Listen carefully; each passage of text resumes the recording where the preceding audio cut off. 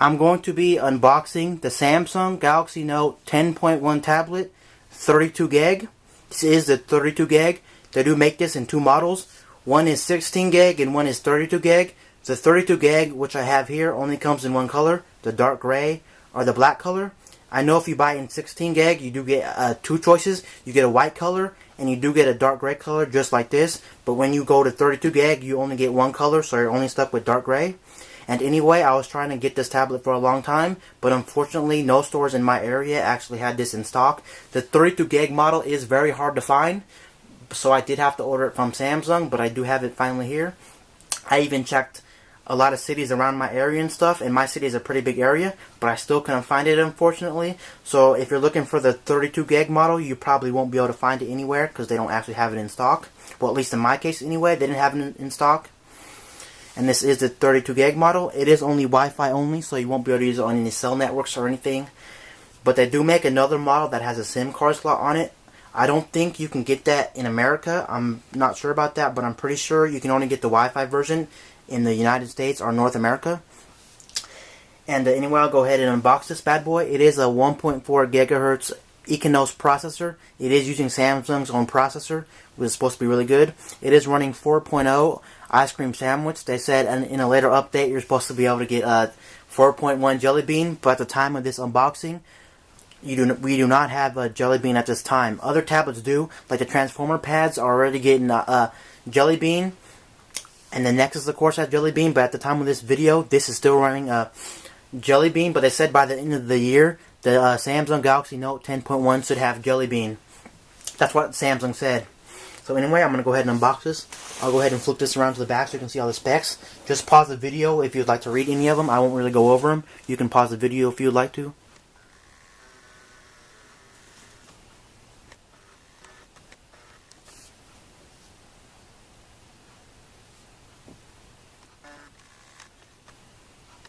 I do apologize if it's if it's kind of blurry.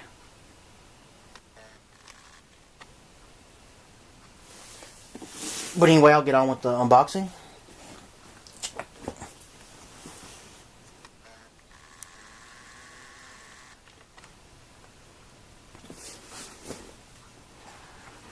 So when you open the box, you do get the Samsung Galaxy Note 10.1 sitting on top. It does tell you some of the specs on it.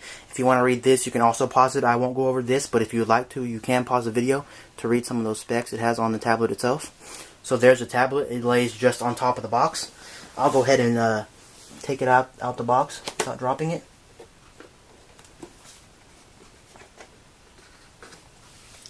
So I'll go over the tablet itself. This is just a quick unboxing. I will have more videos to come, like reviews and other stuff. On the front of the tablet, you do have your stereo speakers. Most companies don't give you stereo speakers. They either put them on the back, or they only give you one on the back. So you do get those two nice stereo speakers, so if you lay it on a desk or anything, you'll still be able to hear the sound, which I do like. They're basically the only company that's doing this, which is nice. I do love the front stereo speakers. You do get two for stereo sound, of course. On the bottom of it, you do get your charging dock, and it is proprietary, so you do have to use Samsung's own cable to charge it and sync it to the computer. On this side, you don't get anything. It's just a flat body. On this side of the tablet, you don't get anything either. It's just flat. And then moving to the top of the tablet, there are some things on top of the tablet. You do get your power off and on button and your sleep and wake button right there. You do get your rocker volume switch right here, so you can change the volume up and down.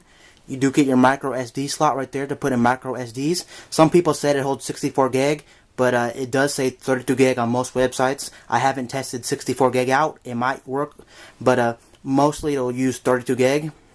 That's what it's supposed to use. And there's your IR blaster, which most Samsung tablets do have an IR blaster, so you can control a TV if you'd like to.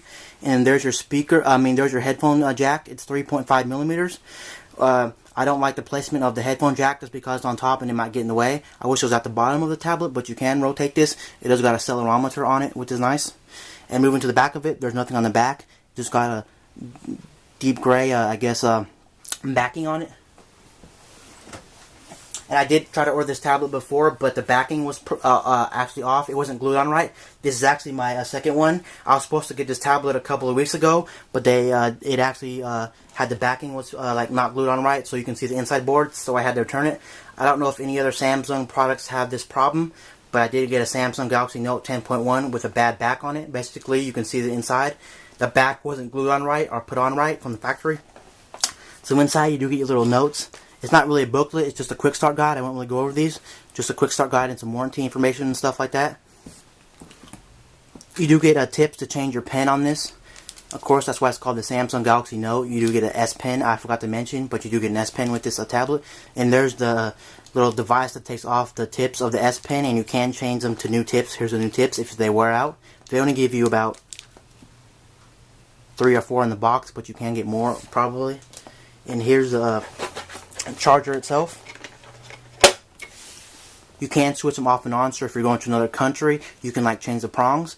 They don't give you any more prongs in the box, but here's the prongs. If you would like to get more, you can get more. They just don't come in the box.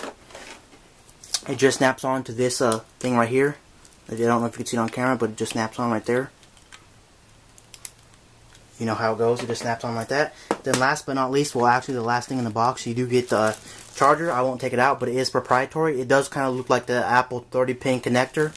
And on one end it just got USB, so you do have to use this proprietary cable. You can't use any micro USB cables or anything. It isn't a normal USB cable, so you do have to use their own cable. So if you lose their cable or if you break it, you're out of luck. You do have to get another one from them. And basically this has been the Samsung Galaxy Note 10.1 unboxing. And before I end this video, I would actually like to talk about why I got this tablet over some of the other tablets on the market, like the iPad or the Transformer and stuff like that. Basically, why I got this tablet was because this tablet right here has features that other tablets don't actually have. This tablet right here kind of breaks the barrier between PC and tablet. It has some features that a PC can actually do that some other tablets can actually do.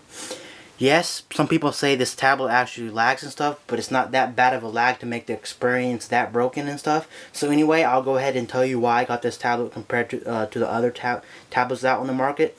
Basically, why I got this tablet was because it's more like a better experience, and if you're a heavy multitasker, this is a very good tablet for you. This tablet has multi-screen, which lets you run 2 applications side by side. You can't do any application you want. You can only do Samsung's applications, but it's still good enough to where you can do stuff like a PC. Like you can have 2 screens on, you can have 2 different applications running on one screen. Like I could have a email on this one side, and then I could also have the email going, or I can have S Note over here and the email right there. So if I'm looking at something on the internet, like some important email, or if I'm looking at some important website and I need to write down something from that website, I can jot it down on S Note, and then I can save it, and then I don't have to switch out of the internet browser. I could write the note while I'm still in the internet browser, which is very good and practical, so I don't have to switch out, and I can still read it, and I can take notes from the internet, which is nice.